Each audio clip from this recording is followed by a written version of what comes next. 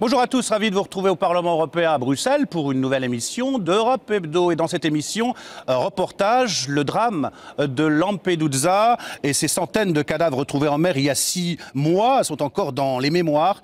Mais les Européens sont divisés et préfèrent encore attendre pour mettre fin au naufrage. Et l'épineuse question du droit d'asile renvoyée à juin 2014, dans 3 mois après les élections européennes.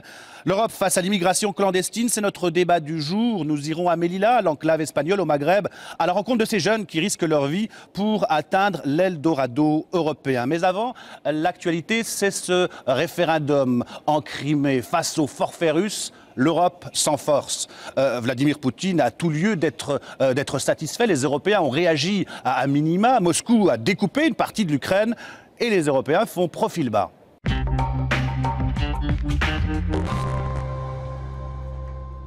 C'est l'une des crises les plus sérieuses depuis la fin de la guerre froide.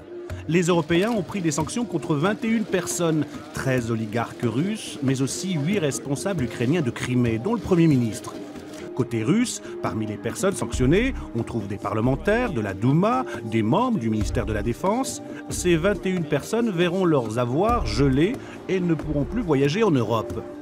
Côté sanctions, les Européens frappent moins fort que les Américains. Les États-Unis ont également édicté une liste noire, mais elle cible des responsables plus proches de Vladimir Poutine. On pourrait tout à fait imaginer des représailles russes. Mais pour l'instant, la priorité de Poutine, c'est de poursuivre à marche forcée l'annexion de la Crimée.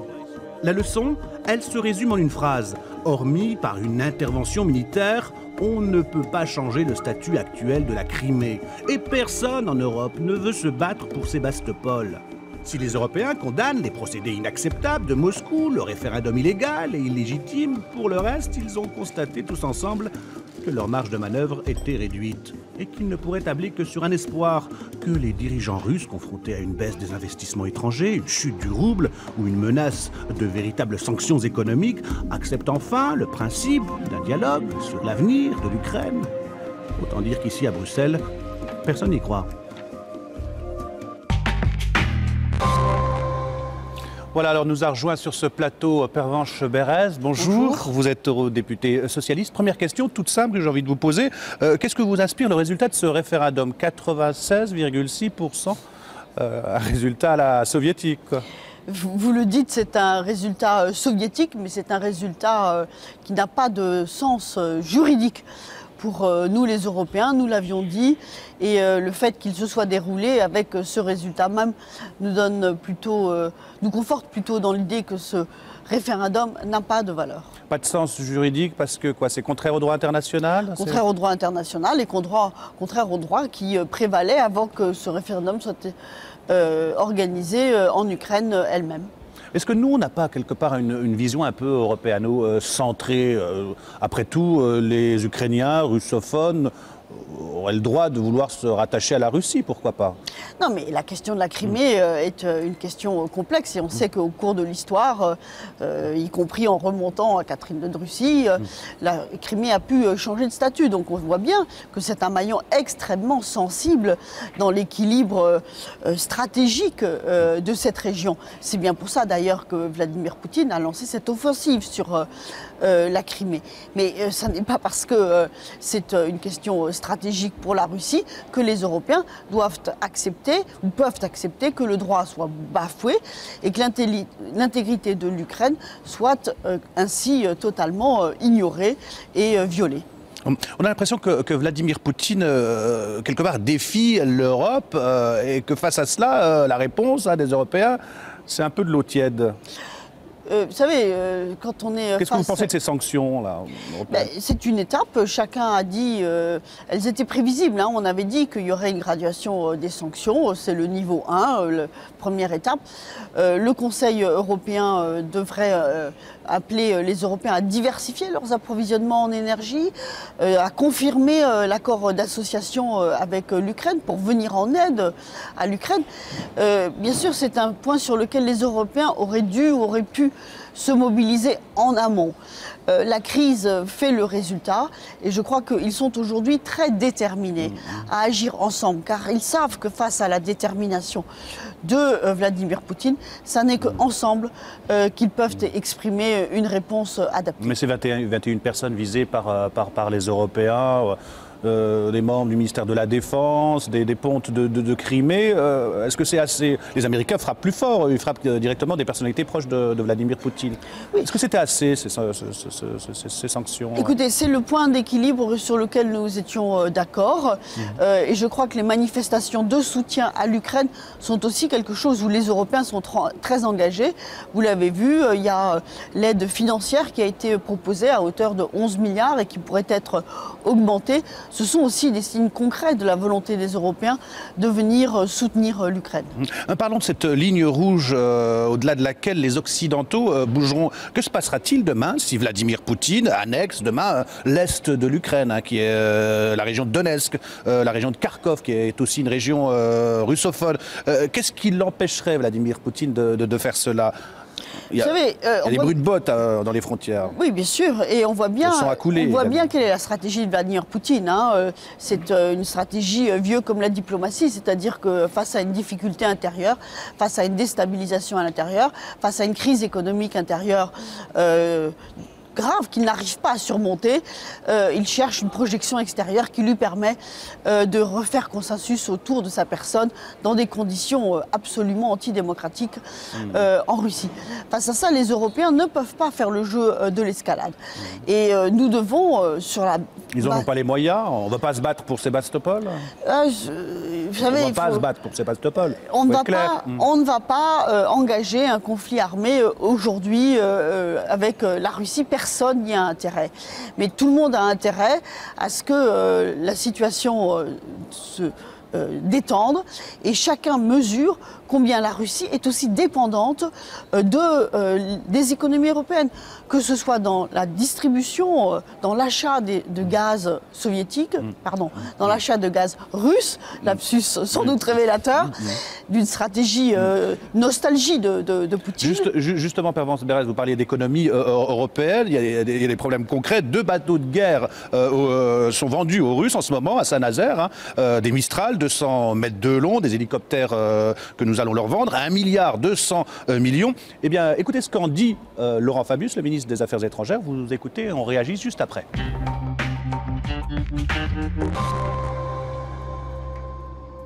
Si Poutine continue comme ce qu'il fait, à ce moment-là, nous pouvons envisager d'annuler ces ventes, mais pas simplement, parce que c'est négatif aussi pour les Français, il faut bien comprendre. Mais nous demanderons alors à ce moment-là à d'autres, je pense notamment aux Britanniques, de faire l'équivalent avec les avoirs russes des oligarques à Londres. Les sanctions doivent toucher tout le monde. Voilà, Laurent Fabius qui est prêt à annuler ces ventes, des emplois français et européens qui pourraient en pâtir. C'est la solution? Vous voyez bien que ces affaires ne sont pas neutres, y compris pour les Français eux-mêmes. Hein. Une sanction, ça n'est jamais simplement une ligne sur une feuille de papier. Ça a un impact réel pour tout le monde. D'où l'importance de ce que Laurent Fabius a indiqué dans cette interview, la nécessité que tout le monde soit solidaire et que l'Europe parle d'une voix. Ça concerne à la fois les Britanniques sur les avoirs des oligarques russes qui sont installés à Londres. Ça concerne aussi certains liens industriels que l'Allemagne peut avoir avec la Russie de Vladimir Poutine. Mais si les Européens parlent d'une voix, alors ils ont une capacité de sanction qui, dans une gradation, est au-delà de ce qui a été aujourd'hui fait avec la liste des 21 personnes, une étape très importante. Vendredi, première signature de l'accord d'association avec l'Ukraine. La première partie, c'est quoi? Le soutien à un pays dont l'intégrité territoriale est bafouée? C'est quoi? De toute façon, vous savez bien que l'Union européenne a vocation à avoir ces accords d'association avec les pays de son voisinage. Donc c'est une étape très importante dans le contexte historique où nous sommes. Ça doit s'accompagner d'une aide financière puisque l'Ukraine doit faire face à une dette à hauteur de 35 milliards dans les années qui viennent et que l'Europe s'est engagée à hauteur de 11 milliards. Concrètement, cet accord d'association, c'est quoi pour l'Ukraine? par rapport à l'Union européenne? C'est quoi comme avantage? C'est un outil pour relancer son économie, pour offrir à son économie des débouchés dont elle a tant besoin. Je crois que c'est mardi prochain, Vladimir Poutine annoncera officiellement l'annexion de la Crimée. Est-ce que c'est pas un peu provocateur, humiliant pour les Européens, la montée en grade de ces sanctions? Ce serait quoi? Les proches de Vladimir Poutine visés? C'est quoi? Vous avez vu que pour l'instant, les Européens vont s'organiser avec les Américains, notamment dans le cadre d'un G7 où le président Obama va participer. Donc il y a une vraie volonté des Européens avec les Américains de prendre la mesure de ce qui est en train de se passer en Russie. Et la tenue de ce G8 à Sochi semble plus que menacée. On ne peut pas dire que les Européens restent les bras ballants. Simplement, il y a dans la gradation de la réponse une mesure à prendre des risques et des conséquences de l'engrenage qui pourrait être, qui pourrait s'engager. Les affaires étrangères, Pervenche Berès, ce n'était pas votre domaine de prédilection, mais pourtant on a l'impression que ça vous touchait, cette affaire ukrainienne. Pourquoi? Non, vous savez, j'ai été suffisamment longtemps parlementaire européenne pour avoir, au début de ma carrière, officié à la Commission des affaires étrangères de ce Parlement européen. Et lorsque j'étais administrateur à l'Assemblée nationale, j'étais à la Commission des affaires étrangères. Donc j'ai. Ça vous touche quand même? Bien sûr, ce sont des affaires majeures pour l'Union européenne. Merci Pervenche Berès d'avoir accepté notre invitation. Et maintenant, place au reportage direction Melilla, l'enclave espagnole située au Maghreb, où ces jeunes veulent rejoindre l'Eldorado européen. L'Europe face à l'immigration clandestine. En France, les policiers chargés de démanteler les filières d'immigration clandestine interpellent quasiment toutes les semaines des trafiquants de faux papiers, des passeurs. Reportage avec les membres de l'OCRIEST, l'Office central pour la répression de l'immigration irrégulière et de l'emploi d'étrangers sans titre. C'est un reportage de Florence Goignard et de Diane Cambon.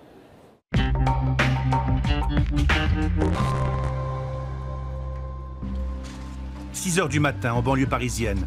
Ces policiers s'apprêtent à interpeller un homme chez lui. Après plusieurs mois d'enquête et d'écoute téléphonique, ils vont l'arrêter pour trafic de papiers d'identité. Allez monsieur, ouvrez! Dépêchez-vous!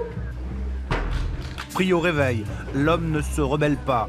Reste aux enquêteurs à perquisitionner son domicile. Vous avez compris? Il y a un chéquier à ce nom-là, derrière les toilettes, vous savez pas... D'accord.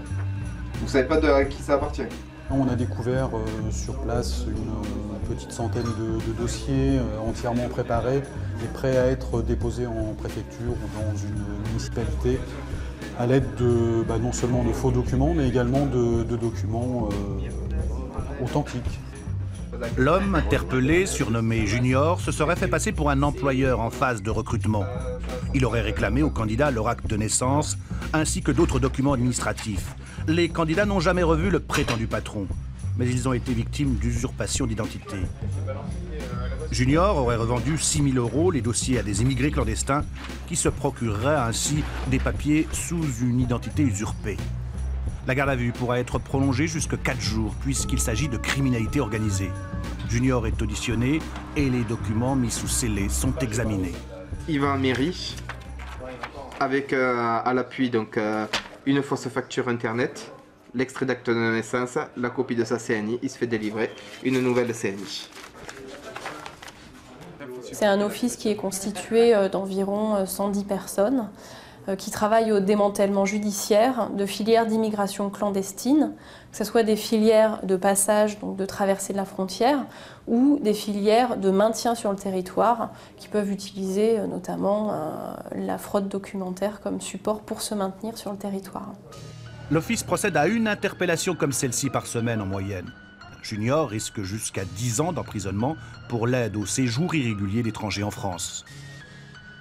Une lutte contre les séjours irréguliers d'étrangers en Europe qui n'empêche pas des milliers de jeunes de tenter leur chance chaque jour. Ces jeunes migrants maghrébins sont arrivés en Espagne, mais ils sont coincés dans le port de Melilla, une enclave située en Afrique du Nord, sur la côte marocaine.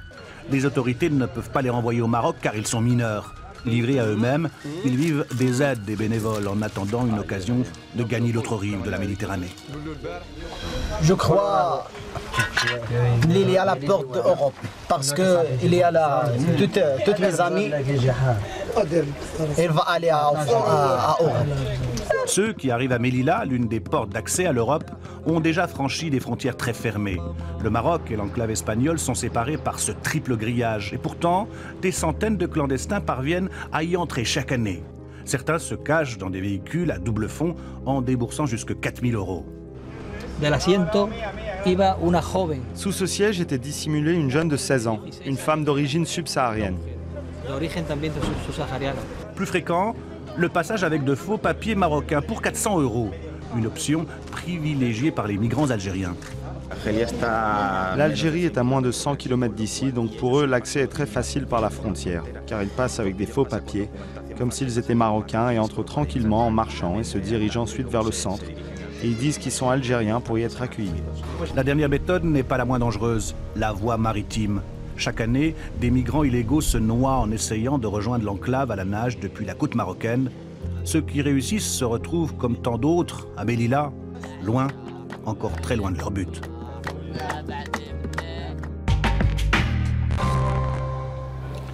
Voilà, nous en rejoint sur ce plateau Sylvie Guillaume, bonjour. Vous êtes eurodéputé socialiste, vous avez beaucoup travaillé sur ce dossier de l'immigration. À vos côtés, Mario Borghesio, bonjour. Vous êtes eurodéputé italien, membre de la Ligue du Nord, hein, la droite populiste. Alors on l'a bien vu dans ce reportage, l'Europe elle est confrontée à une migration économique. Question toute simple, qu'est-ce qu'on peut faire? Tout fermer, c'est inhumain. Tout ouvrir, ce serait l'anarchie. Qu'est-ce qu'il faut faire? Sylvie Guillaume. Vous avez raison, fermer c'est difficile, d'autant qu'il y a beaucoup de routes qui font arriver jusqu'en Europe. Et laisser ouvert est effectivement impossible dans une situation de crise économique dans laquelle nous nous trouvons internationalement et en Europe. Donc cela veut dire qu'il faut qu'on sache réguler les choses mieux que nous ne le faisons maintenant, avec un principe de responsabilité devant des personnes qui, vous l'avez vu dans le reportage, sont obligées de payer, on profite de leur vulnérabilité, de leur pauvreté, pour essayer de faire en fait du trafic d'êtres humains pour rentrer en Europe, avec solidarité, parce que c'est vrai que les pays qui sont aux portes de l'Europe sont plus exposés aux migrations que ceux qui ne le sont pas. Et puis je pense aussi donc, que cette régulation au plan européen doit permettre que les voies légales soient plus développées de manière à lutter contre les voies illégales. Et dernier élément qui est très bien montré dans votre reportage, il faut une action beaucoup plus importante contre les passeurs qui profitent de la vulnérabilité des migrants. Mario Borghesio, ces jeunes qui veulent accéder à l'Eldorado européen, ça vous inspire quoi? Oui, je pense qu'il y a un devoir de la part de l'Europe d'être avec les pays de la Méditerranée qui sont riches de main-d'œuvre et qui n'ont pas de travail. Donc il faut créer le travail dans ces pays. Il faut aider les pays de la Méditerranée, les pays de l'Afrique. Ça, c'est une mission humanitaire vraie de l'Europe. Tout au contraire, l'invasion d'immigrés clandestins qui deviennent inévitablement le gain, qui réalise le gain des organisations criminelles en France, en Italie, par les organisations criminelles et surtout par les mafias, c'est un péril pour la sécurité de nos populations et ils sont aussi très dangereux envers l'opinion publique qui commence à se demander si tous les immigrés ne sont pas criminels. Donc, et ça, c'est pas vrai. Parce que nous savons très bien qu'il y a une immigration régulière qui est utile à nos pays. Donc c'est un but qui devrait avoir chaque pays de l'Union européenne de lutter sérieusement et pas seulement avec des démonstrations de force comme celle-ci. Il faut être vraiment effective sur la lutte contre l'immigration des clandestins. Mais je pense que la France aujourd'hui n'est pas là. La France n'est pas? N'est pas là. Il y a seulement des opérations de façade, mais en réalité, en France comme enItalie, il arrive beaucoup d'immigrés clandestins. Vous êtes italien, on a dans nos mémoires les réfugiés de Lampedusa. C'est naufragé de Lampedusa, qu'est-ce qu'on fait? On les laisse oui, mais c'est un défaut de l'État italien qui ne réussit pas à défendre la frontière européenne on les laisse pas se noyer, Monsieur Borghesio. On les laisse pas se noyer quand même. Non, mais il faut combattre efficacement contre le trafic d'immigrés clandestins et qui réalisent l'activité la plus criminelle, c'est celle du trafic d'êtres humains. Sylvie Guillaume, sur ces naufragés de Lampedusa, la question a été, le droit d'asile, la question a été reportée à juin prochain, si je ne m'abuse, après les élections européennes. Qu'est-ce qu'il faut faire quand on est face à l'urgence, face à l'afflux massif d'immigrés clandestins, comme ça a été le cas à Lampedusa? Il faut faire quoi? Une opération militaire, comme l'a proposé Emma Bonino, ministre italienne des Affaires étrangères, une opération militaire de l'Europe pour réagir à l'urgence? Qu'est-ce qu'on peut faire pour éviter ces drames? Le débarquement d'un très grand nombre de personnes à Lampedusa a été consécutif notamment au printemps arabe et au fait qu'un certain nombre de jeunes gens sont partis massivement de Tunisie à un moment très précis de l'histoire. Mais c'est vrai qu'il y a continuellement des passages quand la mer n'est pas trop mauvaise et même quand elle est très mauvaise, malheureusement avec des naufrages. Et ces traversées, quand elles sont en dehors des phénomènes d'urgence, comme je l'ai signalé tout à l'heure, et c'est un phénomène massif comme après le printemps arabe, il faut effectivement qu'on puisse les aborder à la manière de sauvegarder les personnes qui sont en grave difficulté, qui risquent de se noyer. Donc en évitant le refoulement des personnes qui est contraire, qui contrevient aux règles internationales, et arriver sur place, il faut que les États membres qui, je le redis, sont les plus exposés à ce flux de migration soient aidés par l'Europe. Ce qui est le cas. L'Italie a été, au moment de l'afflux massif, comme vous l'indiquez, de personnes qui venaient de Tunisie, a beaucoup été aidée. Alors, est-ce qu'elle a fait correctement son travail à ce moment-là? Manifestement, je crois qu'il y a eu un certain nombre de défaillances, qui fait que les personnes ne voulaient pas s'arrêter en Italie et voulaient continuer pour aller notamment en France. Mais il faut distinguer, je crois, les phénomènes d'urgence dans lesquels il faut que chacun se sente concerné et que la solidarité européenne s'exprime, et le flux continu de personnes qui doit être effectivement contrôlé et régulé, comme je l'indiquais au début de mon propos tout à l'heure. Dans cette immigration, il faut distinguer les demandeurs d'asile, ceux qui sont persécutés dans leur pays d'origine, et les migrants économiques. Comment on fait pour faire la distinction? Mario Borghesio. Oui, mais c'est une question totalement différente. Il y a une question des demandeurs d'asile qui ont le droit d'obtenir l'asile. C'est un principe humanitaire que nous reconnaissons. Mais il y a un grand afflux d'immigrés clandestins qui sont un péril. Et alors, il faut que l'Europe renforce les agences comme Frontex qui n'ont pas les moyens pour organiser vraiment le contrôle de la Méditerranée. Ça, crise économique oblige, le budget de Frontex, c'est l'agence qui est chargée de surveiller les frontières, son budget a été réduit. Qui n'a néanmoins un siège à Lampedusa. L'Europe parle de contraster l'immigration clandestine, mais elle ne fait rien. Elle ne fait rien en effet. Une réaction à ce que vient de dire le député italien. La vraie solidarité, c'est lutter contre le trafic d'êtres humains. Ça, c'est la vraie solidarité humaine. Je reviens un instant sur la distinction, parce qu'effectivement, désormais, les flux de migration sont souvent mixtes, c'est-à-dire qu'il y a une partie des gens qui viennent pour des motifs économiques et d'autres parce qu'il y a réellement une persécution dans leur pays. Je crois que le vrai problème, c'est que l'asile est utilisé aussi un peu de façon... la demande d'asile est quelquefois utilisée de façon indistincte, parce qu'il y a un flux important de demandeurs d'asile, que les procédures d'asile sont très longues en Europe. Dans mon pays, elles ont été jusqu'à 2 ans, donc c'est effectivement très très long.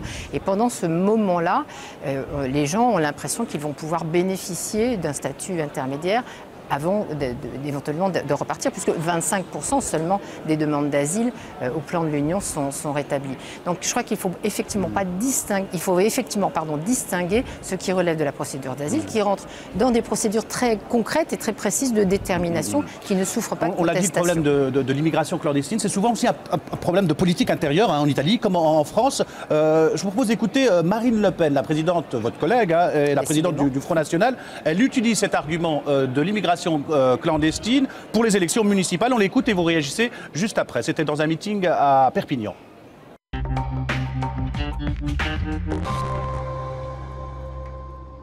L'immigration, en particulier clandestine, a un coût pour les municipalités, pas seulement pour l'État, mais bien aussi pour les collectivités.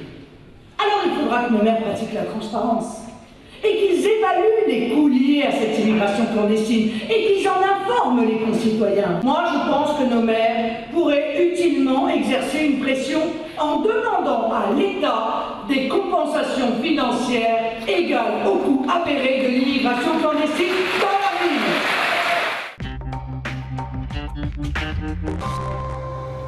Voilà, l'immigration clandestine a un coût pour les municipalités, pour les villes.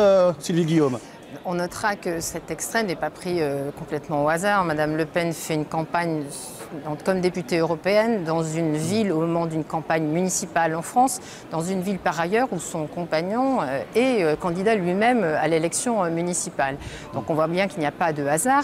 Et je crois que ça témoigne assez bien de la manière dont est instrumentalisée la question de l'immigration par ces forces politiques telles qu'exprimées par Madame Le Pen, où finalement sur fond de vulnérabilité, de crise économique, il faut trouver des coupables, il faut balancer des chiffres comme ça qui ne veulent rien dire. On a entendu tout et n'importe quoi sur la question elle demande un chiffrage. On a entendu 70 milliards de coûts, on a entendu 3,6 milliards.